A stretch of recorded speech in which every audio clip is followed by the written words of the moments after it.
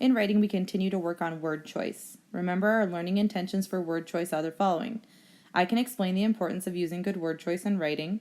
It's good to use good word choice so that we can show our reader and not tell and make it a little bit more descriptive and interesting, otherwise it's kind of boring to read. I can use adjectives and adverbs as tools for good word choice. And this goes along with number 3, I can use my senses to spice up my writing. Remember, I want you to show me what it looks like, sounds like, feels like, smells like, tastes like, so that I can actually feel as if I'm there. As far as this is concerned, remember not to use dead words. And if you're unsure of a word to use, you can always use the thesaurus. Just don't go too far like Joey in the Friends clip that we saw. And finally, I can use figurative language to spice up my writing and make it more interesting for my reader. So this was something that some of you did, but some of you didn't. I would like to see at least one example of figurative language in your writing, just to show me that you're understanding that it's important to sometimes use that as well as a tool for word choice. When we think of word choice, we can kind of think of being like a cook. So when we want to use good word choice, we want to add salt to our writing. So what salt means is we want to use similes, metaphors, and personification, and really any type of figurative language. So idioms, hyperboles, whatever works in your writing. Also use good adjectives and adverbs with lots and lots of details. So this is where the senses come into play. What does it look like, sound like, feel like, smell like, taste like? And then using good transition words. And this is more of an organizational tactic, but while you're writing your paragraph today, I want you to try and connect those sentences together and think of what transition works in which place. To break this down a little bit more specifically, we'll talk about each one of these individually. So first of all, we want to use figurative language in our writing because it helps our reader visualize what we're trying to show them. So try to make comparisons by using similes and metaphors to help your reader create a picture in their mind. You can also bring your reading to life with personification. So make something that's not a human into a human-like thing. So for example, I can already think of an example of personification I might use in my assignment today. The wind screamed outside my window. I can really hear that as it's whizzing by. Ooh, by the way, that was onomatopoeia. So you can also create excitement with sound. And then you can exaggerate to get your point across by using a hyperbole. If you know an idiom that might work in your writing, you can also put that in there as well. Another thing that you can do is use description to help your writing come to life. So this is where the senses come into play. Using your 5 senses to describe what nouns feel like, smell like, taste like, look like, and sound like. Also using colorful verbs. So I know a lot of you have been trying to do this in your stories. Instead of using walked or run, try to find a word that kind of has a little bit more punch to it, a little bit more description. So this is where your thesaurus will come in handy. And then also describe your actions using adverbs. So like, I gingerly walked across the slick ice. I gingerly waddled across the slick ice. That would help to show how you're actually doing your action. So think about figurative language, adjectives and adverbs, using your senses, and using colorful verbs.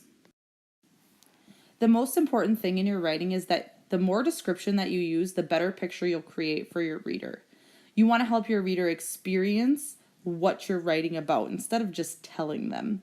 Create a visual in their mind, help them visualize. It's almost like you want them to infer what's happening instead of just telling them what's happening. And you can do this through your word choice. Remember, like I said, if you need help, use a thesaurus. If you don't have a thesaurus at home, you can go and type thesaurus into Google, do a Google search, and you can find a thesaurus online to use. The most important thing is to show, not tell. This video might help give you a refresher. Today you are going to learn a writing strategy called Show, Don't Tell. Using this strategy, you can make your writing come to life in your reader's mind. Writing "he was happy" doesn't give your reader a clear idea of what your character is really feeling. You want to show them. Think about his face, his body, and his voice. Using Show, Don't Tell, you can help your reader to really imagine the characters in each situation, like this. Really try to visualize what your character looks and sounds like. His smile broadened from ear to ear. He clapped his hands together and jumped up and down with joy. He giggled and squealed with excitement.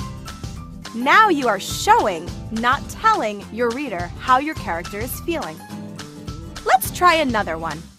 Instead of telling your readers, "She was angry," show them. Again, think about the face, body, and voice.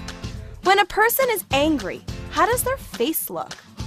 Her cheeks turned red and her eyebrows narrowed. What does the rest of her body do? She clenched her fists and jammed them into her sides. How does her voice sound? She growled at me through clenched teeth. Now your reader can really picture how angry this character is, and your writing is coming to life. When you use the strategy show, don't tell, your writing will be more creative, engaging, and more lively.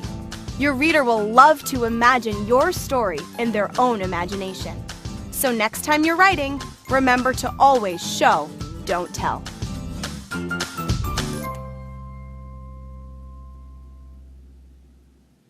Created using Powtoon.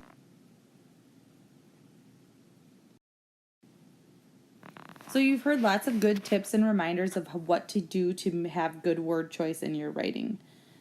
Today's Digital Day assignment for writing was something that was handed out probably on February 22nd. I think Mrs. Jensen sent it home that day because we had a potential snow day kind of around that area, but it never came about. So now we're going to use that assignment for today since we're continuing to work on word choice and writing.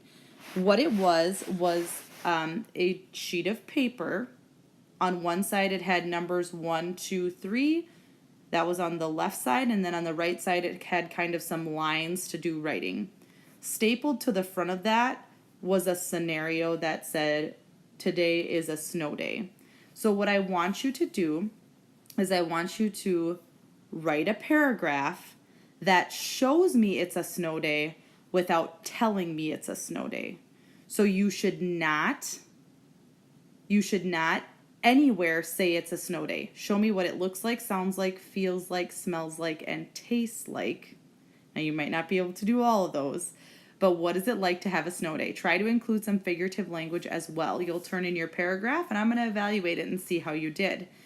Did you show me it was a snow day and not tell me, and was there enough description? Don't fret if you don't have your paper. You can always take a blank sheet of paper and just write it on there. Remember, the scenario is that today is a snow day.